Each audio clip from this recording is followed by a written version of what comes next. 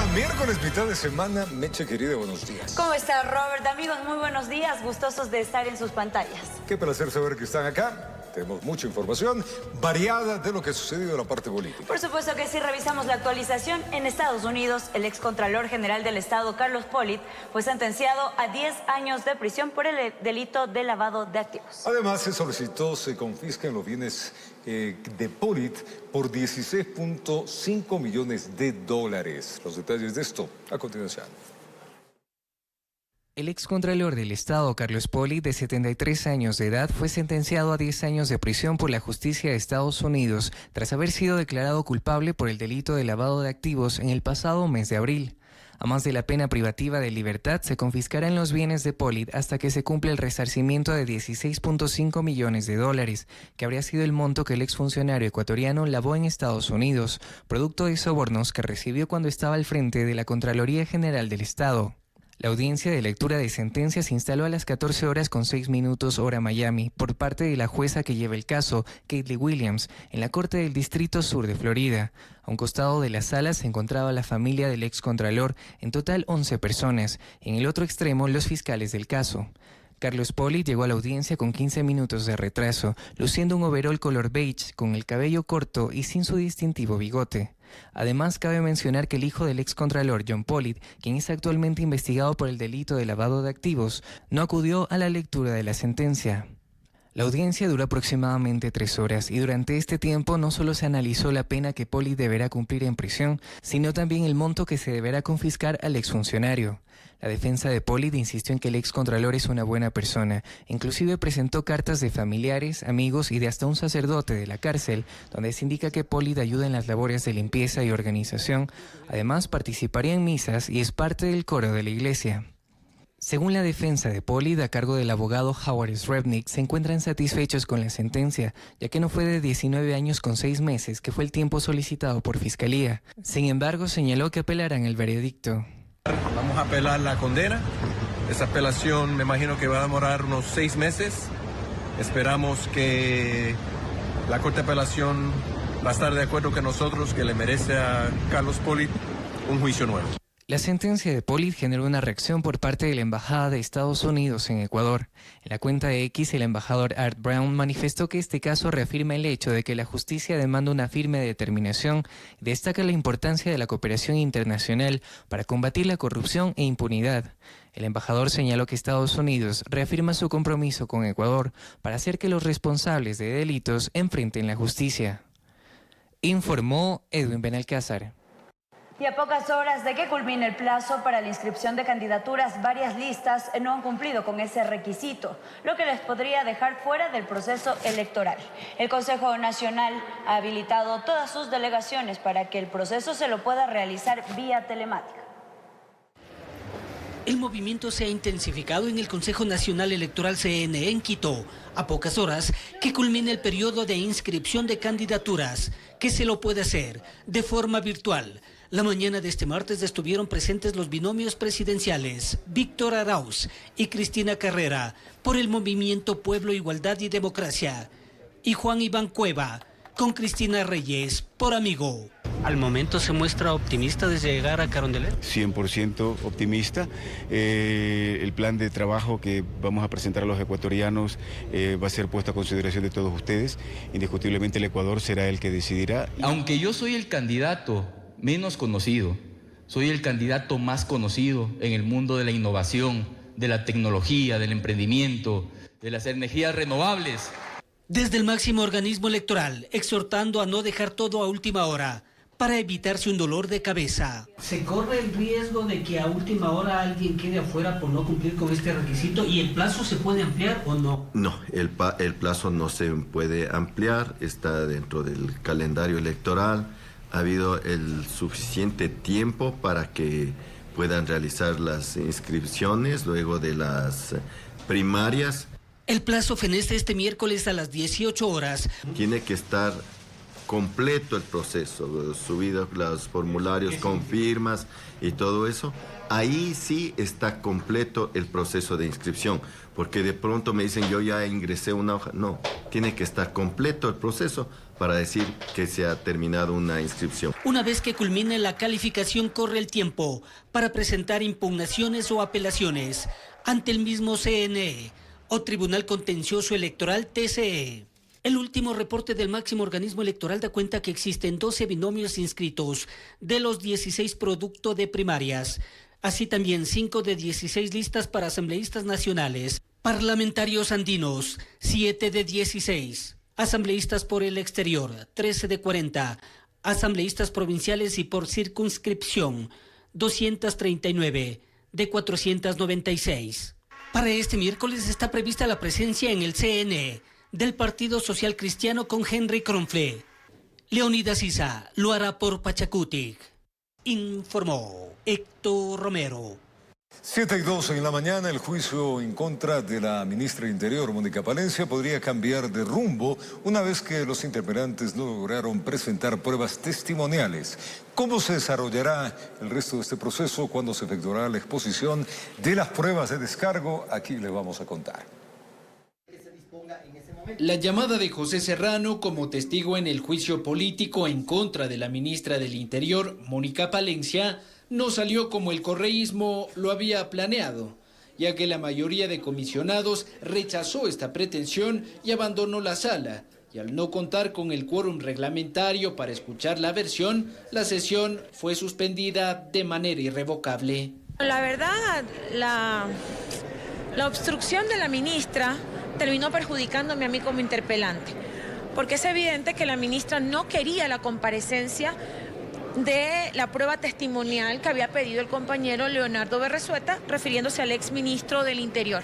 Es así que al no darse esta comparecencia, ambos interpelantes perdieron la oportunidad de presentar su prueba testimonial, convirtiéndose en víctimas de su propio invento. El juicio político tiene etapas y una vez que las personas que habían sido convocadas no asistieron, no pueden obviamente estar en otras etapas del juicio. Los miembros de la Comisión de Fiscalización aseguran que los plazos de este juicio político son inalterables y que tentativamente el próximo jueves se retomará la presentación de prueba de cargo y descargo de la ministra del Interior. Habrá que escuchar, la ministra también tiene derecho a traer sus testimonios, sus testigos, también a hacer sus alegatos, y yo creo que el jueves va a ser un día muy importante para el tema de este juicio. Los comisionados afines al correísmo señalaron que los legisladores de ADN, quienes dejaron sin quórum a la sesión de lunes, buscan entorpecer el juicio de Palencia. No es la primera vez que ha sucedido. No sé cuál haya sido la explicación o la razón por la cual ellos hayan dejado sin quórum la sesión. Al parecer quieren proteger a la ministra del Interior, eso no lo vamos a permitir. El proceso de fiscalización contra la ministra del Interior cuenta con 2 solicitudes unificadas. La primera la presentó Paola Cabezas por la incursión policial en la Embajada de México para la aprehensión del ex vicepresidente Jorge Glass. La segunda es impulsada por Leonardo Berresueta, quien acusa a la ministra de un presunto incumplimiento de funciones. Informó Álvaro Terán. Mientras tanto, este miércoles 2 de octubre, la Asamblea Nacional experimentará un cambio estructural de autoridades tras la renuncia de Henry Kronfle y la ascensión de Viviana Veloz a la presidencia. En el Legislativo, varios partidos se disputarán la vacante de la primera vicepresidencia. ¿Qué nombres suenan para ocupar este cargo? Aquí se lo contamos. Viviana Veloz cuenta las horas para asumir la presidencia de la Asamblea Nacional. Este 2 de octubre, cuando se haga efectiva la renuncia de Henry Kronfle, la legisladora correísta tomará las riendas del Parlamento. Con esta sucesión, las fichas del tablero legislativo cambiarán de orden y también de agenda, y un casillero quedará vacante. Será el del primer vicepresidente, y varias bancadas van en busca de esa corona. El Partido Social Cristiano asegura que sus alfiles están destinados a asumir ese cargo, y el nombre de Otto Vera suena con fuerza para ocupar la primera vicepresidencia que en enero del 2025, por la licencia electoral de Viviana Veloz, tomará el mando de la Asamblea. Por ley nos corresponde, recuerde usted que cuando se eligen las autoridades del CAL, se eligen las autoridades en función de la cantidad de legisladores que tenga cada bancada. Y las bancadas, o sea, las minorías más grandes, son las que tienen las primeras opciones para poder colocar uno de los legisladores de sus bancadas dentro de las primeras posiciones del CAL. Construye, por su parte, cree que este cargo no tiene dueño y que su bancada, a través de Gabriel Bedón, sí puede aspirar a conquistar esta ansiada cuota de poder. Los cargos de la Asamblea Nacional se definen por mayoría. Por tanto, cualquier asambleísta puede aspirar mientras consiga esa mayoría. La bancada de ADN también tiene en la mira este cargo y espera que el actual segundo vicepresidente, Egner Recalde, suba un escalón y asuma la vacante que dejará Viviana Veloz. La bancada de ADN, por supuesto, a través de Egner Recalde, como ustedes conocen, él es parte de los vicepresidentes, estará también dentro de las personas que nosotros propongamos precisamente para esta reestructuración. La salida de Henry Kronfle también modificará la conformación del Consejo de Administración Legislativa, órgano conformado por un representante de cada bancada. Informó Álvaro Terán. Vamos a contarles que las objeciones del Ejecutivo a la Ley de Armas fueron aprobadas por el Pleno de la Asamblea Nacional. La normativa establece requisitos para el porte y el uso de armas de fuego, así como la autorización para la fabricación de armamentos de manera industrial. El Pleno de la Asamblea Nacional aprobó las observaciones realizadas por el Ejecutivo a la Ley de Armas, considerada una herramienta efectiva para la ciudadanía en materia de seguridad, y cuyo objetivo es mejorar la normativa relacionada con el control y regulación de armas en el país. El proyecto fue aprobado en 2 bloques. El primero relacionado con la ratificación de 6 artículos y una disposición transitoria, y en el segundo el allanamiento a las 22 objeciones presentadas por el primer mandatario. El cuerpo normativo establece requisitos para la obtención de permiso de uso y tenencia de armas. Es importante tomar en cuenta que esta ley lo que viene es a clarificar los requisitos para el porte y tenencia de armas. Uno de ellos, por ejemplo, tener más de 25 años, exámenes psicológicos, psiquiátricos también demostrar la experticia en armas. Son varios de los requisitos que hoy fueron realmente trabajados en la comisión. El bloque correísta se abstuvo de votar, pues considera que la solución para combatir la inseguridad no debería estar relacionada con el uso de armas por parte de los ciudadanos. No es pertinente en la situación actual del país en términos de violencia que se pretenda armar a la ciudadanía, sobre todo porque hay un marco de acción alrededor justamente del porte de armas. Hay que pasar por una serie de procesos psicológicos y una serie de temas adicionales. La fabricación de armas también fue autorizada, pero no de manera artesanal. Es importante recalcar que las armas tienen que ser industriales y que también no lo podrá hacer una persona natural, sino una persona jurídica, justamente para darle este respectivo seguimiento.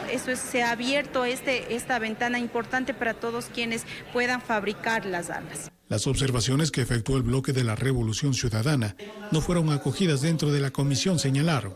No hubo claridad alrededor de varias intervenciones en la comisión en su momento. No se acogieron las observaciones de la bancada de la Revolución Ciudadana y nos abstuvimos en la anterior votación. No podíamos hacerlo de manera distinta en este caso.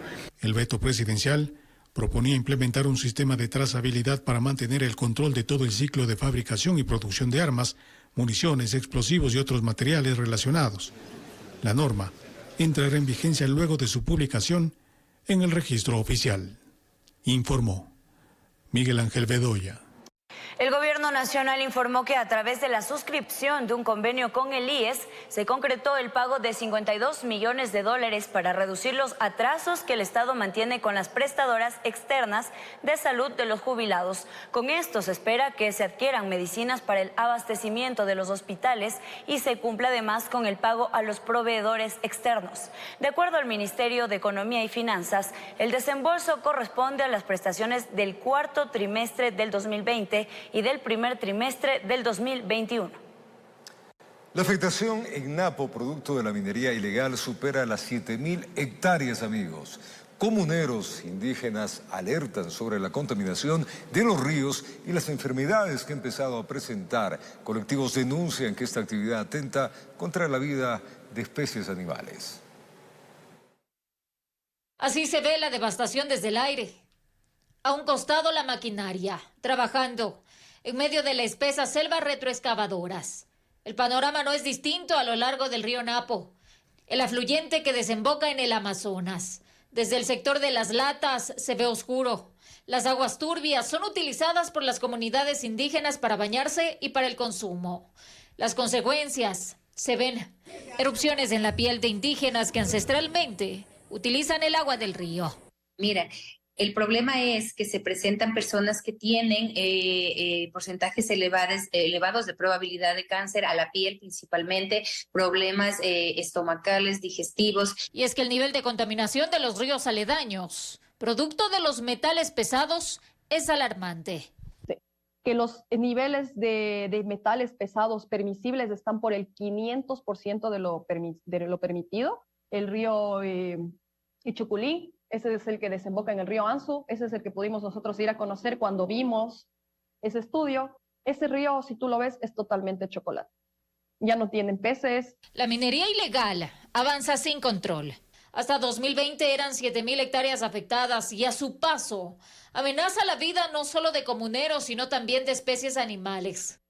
Los controles militares son frecuentes y aunque se destruye maquinaria, eso no ha frenado el avance de esta actividad que se desarrolla a vista y paciencia de las autoridades locales sin ningún tipo de control. Asimismo, también tenemos a las comunidades indígenas dentro de las concesiones y son 80. Entonces, el tema de nosotros poder calcular con exactitud cuánto están destruyendo ya es como que a veces se va un poco de las manos porque ellos están trabajando todos los días y todas las noches. A la minería ilegal hay que sumarle la violencia. La legisladora de Napo, Sandra Rueda, afirma que pese a las denuncias presentadas en fiscalía, hay claros indicios de que grupos armados al margen de la ley operan en el sector. Y en nuestros cantones de Arosemena-Tola y el Tena, y el cantón Tena en sí, tanto los lobos como los choneros. Esta es una pequeña radiografía de la alarmante situación en Napo, cuyos cantones carecen de servicios básicos como agua potable o acceso eficiente a la salud. Se sienten indefensos ante el avance de la destrucción selvática. Informó Marilyn Jaramillo.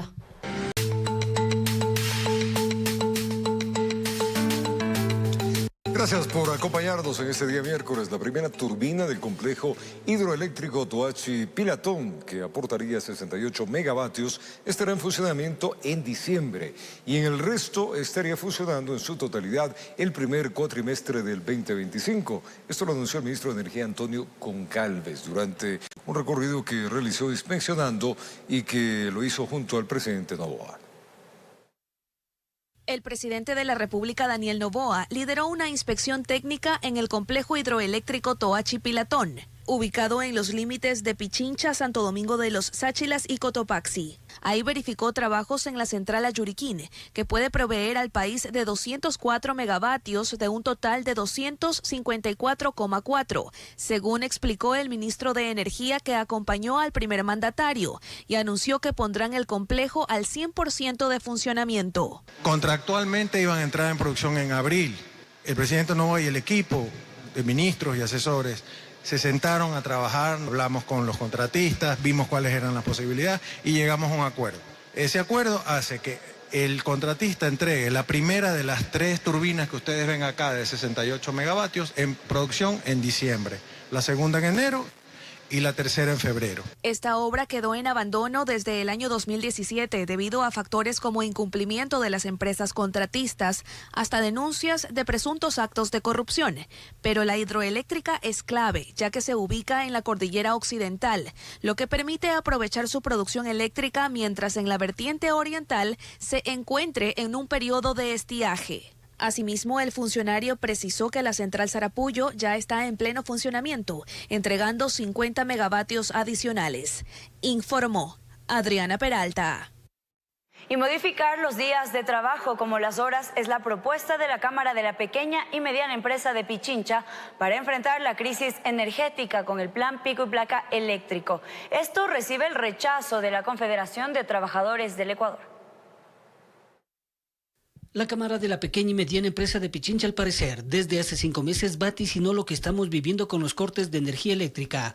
Es así que impulsó una investigación que refleja una propuesta que ha puesto en manos del Ejecutivo. Francisco Vergara, titular de la CAPEIPI, advierte que la intención es poder paliar los efectos. En la ciudad de Quito, en esta semana, la empresa eléctrica Quito nos propone el servicio con unas restricciones totalmente descabelladas del 30 de septiembre al 6 de octubre, de 7 de la mañana a 12 del día, en horario totalmente laborable. Nos vuelven a dar energía y nos vuelven a cortar de 15 a 18 horas. O sea, no se puede trabajar, usted no puede tener a una persona sentada con una remuneración sin trabajar. Se trata del denominado pico y placa eléctrico que propone dividir energéticamente el territorio nacional en dos segmentos, de acuerdo al área de concesión de las distribuidoras. Con base a eso, se establezcan horarios de la suspensión del servicio de electricidad. El complemento sería modificar los días de trabajo a 4, con 10 horas diarias. Lunes, martes, miércoles y jueves en la zona 1 y que sean 10 horas y completar las 40 horas de trabajo. Y solo sería la mitad de la demanda nacional. Descanso obligatorio el día viernes, sábado y domingo. La zona 2 trabajaría los días jueves, viernes, sábado y domingo. Sea de descanso obligatorio en esa zona el día lunes, martes y miércoles. Usted sabe que cuenta con energía esos 4 días al 100% de su zona. Miguel García de la Confederación de Trabajadores del Ecuador tiene reparos porque se estaría pasando por alto derechos adquiridos. Como contempla el Código de Trabajo, que los que trabajemos sábado y domingo tenemos una compensación extra a la normal. Lamenta no haber sido tomados en cuenta. En consecuencia, este factor de previo acuerdo no se produce. Desde ahí partamos que es una propuesta inconsulta. Vergara reconoce que en el camino van a tener ese tipo de obstáculos, de ahí su llamado. Pido sensibilidad, pido empatía para poder seguir trabajando. Al momento la iniciativa está siendo analizada por el régimen, informó Héctor Romero. El gobierno ecuatoriano solicita al sector privado encender sus generadores las 24 horas del día ante la crisis energética, por lo que atraviesa nuestro Ecuador. Quienes adopten esta medida recibirán una compensación en los costos de combustible operacional y mantenimiento. En respuesta a la creciente crisis energética que atraviesa el Ecuador, el gobierno ha solicitado al sector privado que encienda y opere sus generadores de energía durante las 24 horas del día. La medida busca mitigar el impacto de la escasez de energía que afecta a todo el país. El Operador Nacional de Electricidad, SENACE, emitió un comunicado exhortando a las empresas a colaborar de manera activa para reducir la demanda sobre el sistema eléctrico nacional. La solicitud de la empresa privada señala que en caso de no poder encender sus generadores durante todo el día, se lo haga entre las 6 y las 18 horas, anunciando una compensación en la factura que considera los costos de combustible, operación y mantenimiento. Según información oficial, el sector privado cuenta con la posibilidad de aportar 300 megavatios a la generación de energía en época de déficit. La crisis energética que afecta al Ecuador es el resultado de una combinación de factores incluyendo la falta de mantenimiento en plantas de generación y el impacto de fenómenos naturales como la sequía, que ha disminuido la capacidad de las centrales hidroeléctricas.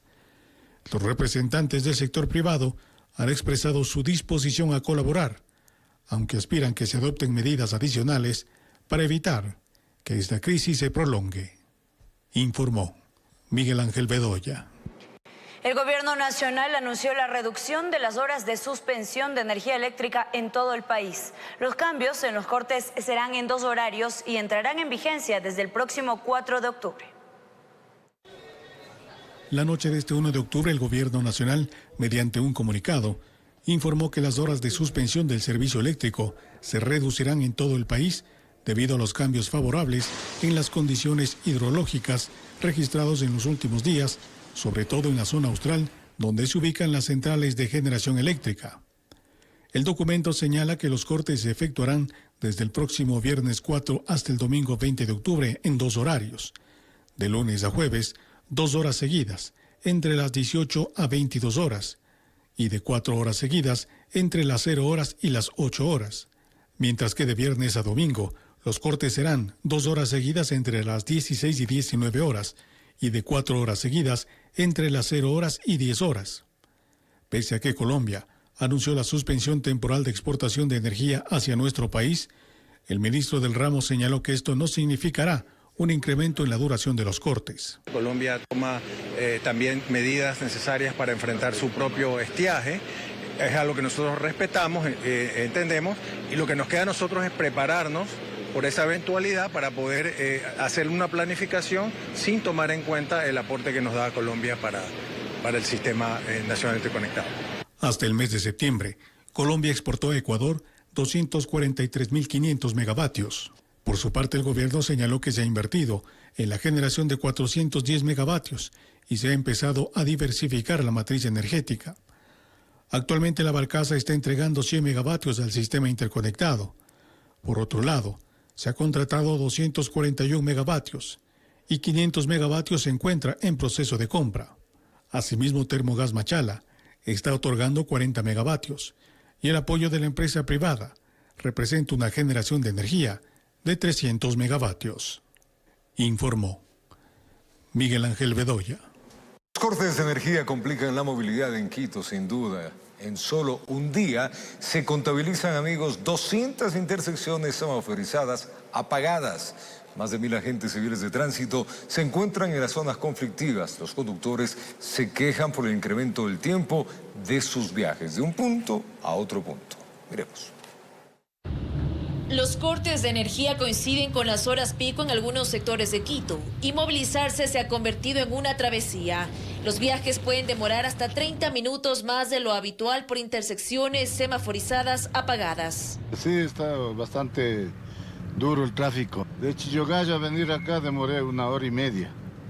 ¿Es bastante? Sí, es bastante, claro, máximo es media hora. La franja más crítica se extiende de 10 de la mañana a 17 horas.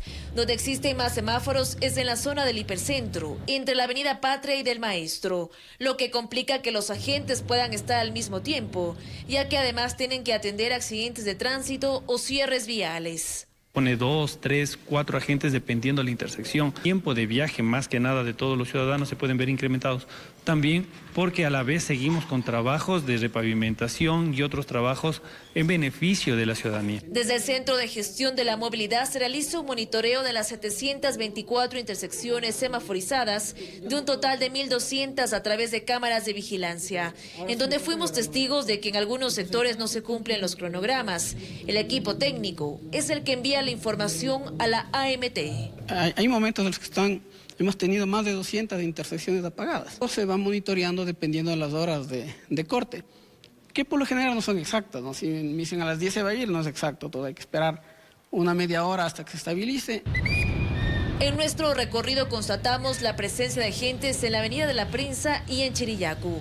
En otros sectores los conductores tratan de rebasar y seguir su marcha. Pero hay veces que no hay las policías, ahí sí no hay cómo pasar, toca estar como en X, hay todos cruzados. Son más de 1.000 agentes que trabajan en 2 turnos cuando en la ciudad los cortes de luz son de hasta 12 horas en 3 franjas horarias. Informó Priscila Cadena. Esta semana los cortes de energía se han reducido en algunos sectores de Guayaquil, aunque estos pequeños cambios de horario han causado también tráfico en varias avenidas y hasta personas atrapadas en los elevadores. Que esta semana los horarios de cortes de luz ya se redujeron en algunos sectores. Por ejemplo, en Los Rosales, en el norte de Guayaquil, no se fue la luz durante 10 horas como esperaban los vecinos, sino solo 4 entre la mañana y tarde de este martes. De 8 de la mañana hasta las 9, hasta las 10. Y ahorita se fueron 2 horas nada más. Menos tiempo, claro, sí, menos que ayer. Claro, ayer se fue a la 1 y hubo 5 en la tarde. Toda la tarde perdida. Sí. ¿Y usted puede vender estando sin luz? No se puede vender. No se puede vender. ¿Solo en efectivo? Solo en efectivo. Pese a estar menos tiempo sin el servicio eléctrico, los dueños de pequeños negocios cuentan que la afectación económica es grave y que están ganando lo justo para comer. $2, $3 diarios. Antes hacía 25 a $30. Otros como Giancarlos Tubay, quien tiene un frigorífico en Sauces 2, han tenido que comprar generadores eléctricos. En la madrugada sale de su casa para encender el equipo. Por eso pide que se respeten los cronogramas ya publicados. ¿Cuántas horas se les fue hoy la luz? Se nos ha ido, digo, por el sector en general, de 5 a 11 y de 1 a 5 de la tarde. Otros afectados por los cambios de última hora en los horarios fueron quienes se quedaron atrapados en el ascensor del paso peatonal de La Aurora. Los bomberos debieron intervenir para sacarlos. Además, en otras zonas de Guayaquil hubo caos vehicular este martes. En la Francisco Orellana, cuando se dio el apagón, no estaban los vigilantes y en ese punto incluso un guardia de seguridad dio tránsito durante algunos minutos, informó Carolina Pimentel. Los apagones han afectado el desempeño de aquellas personas que realizan teletrabajo. De igual manera inciden aquellos estudiantes que siguen programas educativos en línea. ¿Cómo se gestionan estas personas el día a día para no dejar de cumplir sus obligaciones? Vamos a contarles en el siguiente reportaje. Los cortes de energía eléctrica no solo complican el tráfico o afectan a los locales comerciales. Las personas que trabajan desde casa, es decir, que desempeñan teletrabajo, han tenido que organizarse de tal manera que puedan sobrellevar cortes de hasta 11 horas diarias. Belén Chávez, que trabaja en ciberseguridad, contaba hasta antes de los apagones con una jornada de trabajo híbrida. Algunos días asistía a la oficina y otros podía trabajar desde casa. Sin embargo, con los racionamientos de energía, la disposición en su empresa es que trabaje presencialmente todos los días. Ya no hemos podido realizar como tal home office porque no, los horarios pues que tenemos los cortes interfieren dentro del horario laboral, entonces lo que hemos optado es de venir de manera presencial. Como otro ejemplo tenemos la historia de Andrea. Ella en cambio trabaja 100% en línea realizando consultorías. En su caso nos comenta tiene que buscar lugares que cuenten con energía para que su desempeño no se vea afectado. La verdad es que no exista previsibilidad sobre los horarios y las franjas en las que se va a dar la luz hace que se complique. Eso, digamos, es lo principal, ¿no? Uno se organiza y luego los cortes son a otra hora. Los apagones, señala, le han puesto en una situación preocupante en la que tiene que incurrir en gastos adicionales. Generalmente hay que o irse a un café o irse a otro lugar donde haya luz y movilizarse con el computador, eso significa movilizarse en un taxi. Entonces eso genera gastos que no teníamos previsto, o sea, que la gente no tenía previsto. El teletrabajo no solo se ve afectado por los cortes, también se encuentran en una situación desfavorable aquellas personas que estudian en línea. Para mí es difícil, ya, o sea, como que alcanzar las horas de clases o estamos en clases y la mitad del curso ya no está. Sin luz, la realización de consultas, trabajos en grupo y entrega de tareas se han vuelto un tema algo complicado. Yo me siento súper incómoda porque, por ejemplo, no es lo mismo que estés en una clase grabada que en una clase en vivo. Porque no tuviste luz. De esta forma es como las personas han tratado de organizarse para llevar el día a día de su jornada, donde la energía es ausente y las necesidades apremian. Informó Edwin Benalcázar. Mañana con 46 minutos. Continuamos informando. La Lotería de Visas de Estados Unidos inicia este miércoles 2 de octubre. Cada año, el país norteamericano pone a disposición más de 50,000 visas de diversidad para que los ciudadanos de distintos países puedan inscribirse. ¿Cómo es el proceso y hasta cuándo estará habilitado? Se lo contamos a continuación. El programa de visas diversas, o conocido como Lotería de Visas por parte de los Estados Unidos, ya tiene fecha establecida para la convocatoria 2026. Estados Unidos cada año pone a disposición hasta 55,000 visas de diversidad entre todos los países elegibles. Ecuador está dentro de estos países, por tanto, desde este miércoles 2 de octubre inicia un nuevo periodo de inscripciones para el programa de visas diversas 2026, el cual finalizará el jueves 7 de noviembre del 2024. Las inscripciones serán únicamente por la vía virtual. Para que usted pueda postularse, deberá ingresar al sitio web de visas electrónicas de diversidad, que es https://dbprogram.state.gov. Ahí se deberá llenar el formulario y recibirá un código de confirmación único, el cual es intransferible. Este proceso es completamente gratuito y se deberá imprimir una vez completado el formulario. Además, el Departamento de Estado de los Estados Unidos señaló que nunca se notifica a los participantes por teléfono, correo o correo electrónico. En el caso de que hayan sido seleccionados, la única forma que usted tiene para saber si ha sido seleccionado o no es accediendo directamente a Entering Status Check en el sitio web donde se llenó el formulario. Si una vez finalizado el proceso usted ha sido seleccionado, significa que usted es una de las personas que es elegible para participar en el programa de visas de diversidad, mas no garantiza que recibirá una visa o una entrevista para la visa, informó Ítalo Salazar. Inició octubre y también la agenda de actividades por los 204 años de independencia de Guayaquil. Este día martes hubo un acto cívico y musical en el Parque Centenario. Allá también se recordó el Día del Pasillo. Fue una mañana de colores y alegría en el Parque Centenario, donde con un pregón hasta el monumento de los próceres de la independencia del 9 de octubre de 1820, la municipalidad dio inicio a las actividades octubrinas. Es Guayaquil quien debe volver a convertirse en un faro de esperanza, en una guía, en un soporte, en una ciudad que le muestra al Ecuador cómo levantarse. El Cabildo porteño rindió homenaje a la ciudad que celebrará 204 años de la gesta heroica, y en este 2024 tiene una larga agenda que se comenzará a poner a disposición de los guayaquileños y turistas. La agenda es amplia y estamos seguras que se va a ampliar más, pero obviamente esto va paso a paso en base a los controles porque no estamos en la misma situación que en julio. Vamos a tener conciertos internacionales, 2, el mes pasado hubo 1, esta vez habrán 2. Y asimismo, por los temas de inseguridad y por lo aún incierto si continuarán los cortes programados de energía eléctrica, han modificado algunos horarios para los eventos. Hemos aumentado horarios en la mañana, en la tarde y hemos modificado algunas cosas que se darían en la noche. Igual nosotros tenemos que pensar en que luego del evento las personas se van solos, en bus, en la metrovía, en su propio transporte. Este 1 de octubre también se celebró el Día Nacional del Pasillo y con él el natalicio de Julio Jaramillo. Aquí recordaron a Fresia Saavedra, quien falleció hace pocos meses, pero dejó un gran legado para la música ecuatoriana.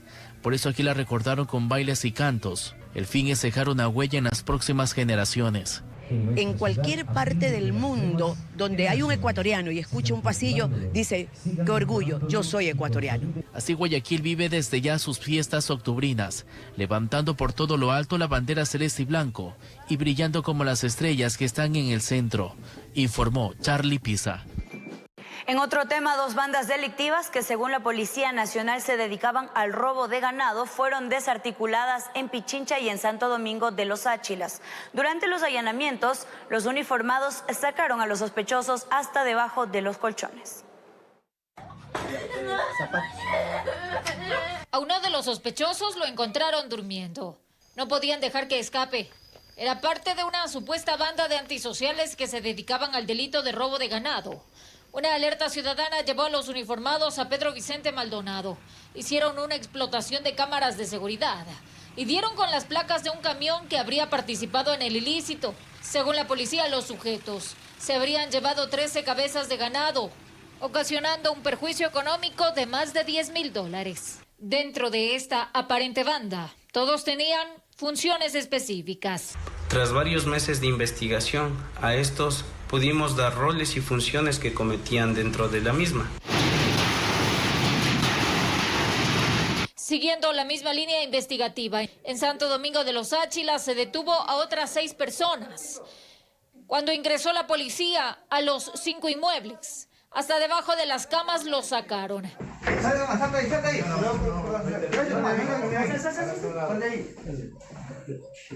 Entre las evidencias, celulares e implementos de ganadería, así también como 2 vehículos pesados. 2 camiones que eran utilizados para el traslado de los semovientes robados hasta otras provincias y también ser llevados a camales clandestinos. En ambas operaciones se detuvo a 9 personas que operaban en Pichincha y Santo Domingo, causando un grave perjuicio económico a los ganaderos.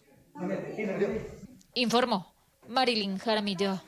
7:52 en la mañana, la policía de Milagro investiga el origen de una explosión en una licorería de la ciudad de Nuevo Milagro. Esto es en la ciudadela Nuevo Milagro. Aunque la detonación no dejó víctimas, sí causó daños materiales y, claro, sembró el pánico entre los vecinos. Veamos.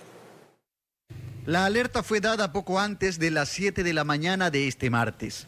El fuerte estruendo alarmó a los moradores de la calle 12 de octubre de la ciudadela Nuevo Milagro, y cuando salieron de sus casas para conocer el origen, se percataron que la licorera del sector presentaba un orificio en su puerta principal, además de otros daños evidentes. Los moradores de la zona se muestran preocupados. Sabe que la onda expansiva ha sido fuerte, ojalá que los que viven por ahí alrededor no le haya afectado. Las unidades investigativas presentes se encuentran verificando los indicios, cámaras de seguridad cercanas para lograr identificar a las personas que cometerían este tipo de eventos. La licorera tiene poco menos de 2 meses de haber abierto sus puertas en esta zona en la que también funciona un reconocido centro comercial. Tras la alerta, personal policial acudió al sitio para el levantamiento de información. Lo que indican las personas es que sí fue un sonido fuerte. De igual forma, pues ya se tiene contacto con el propietario, personas del sector, y ya se encuentra en investigaciones. Esperemos que la policía, las unidades investigativas puedan dar inmediatamente con los que ocasionaron este hecho delictivo. Lo que presumiblemente fue un ataque intimidatorio no dejó víctimas, pero sembró el pánico en los moradores de este sector céntrico del cantón y considerado como uno de los más pacíficos. En Milagro informó Miguel Laje. Y 2 supuestos microtraficantes fueron detenidos en la ferroviaria. En su poder se encontró una sustancia blanquecina y verdosa envuelta en fundas. Entre las evidencias había un arma de juguete. Uno de estos sujetos se delató. Al ver a la policía mientras patrullaban, intentó escapar e ingresó a un inmueble. Los motorizados lo persiguieron, no le perdieron la pista. Y a la defensiva habría tratado de impedir el accionar de la fuerza pública. Donde el individuo en ese momento saca aparentemente un arma de fuego, pequeña sí, pero en ese momento su actitud delataba más que estaba en alguna situación ilícita, en alguna situación ilegal.